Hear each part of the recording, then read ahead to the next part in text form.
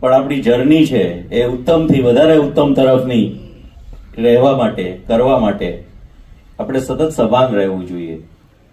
સાહેબે જે વેશ કીધો છે, કદાચ સ્મશાન યાત્રા નીકળશે તો એ કોઈ કહેશે શિક્ષકની છે.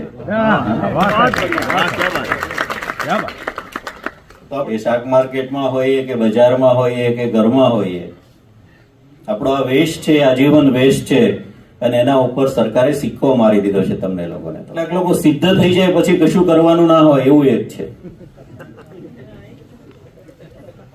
પણ સાહેબે જે માર્મિક ટકોર કરી કે એનાથી આગળ કેવી રીતે જવાની એની વાત છે. સર્ટિફિકેટ મળી જાય ત્યારથી તો શરૂઆત થાય છે, ત્યારથી વધારે સભાન થઈ જવાનું છે. તમે કંઈક આપ્યું છે એટલે સમાજે તમને આપ્યું છે, પણ આપણે તો કેવી રીતે સમાજને પાછું આપવું એની ખેવના આપણે બધાએ કરવાની.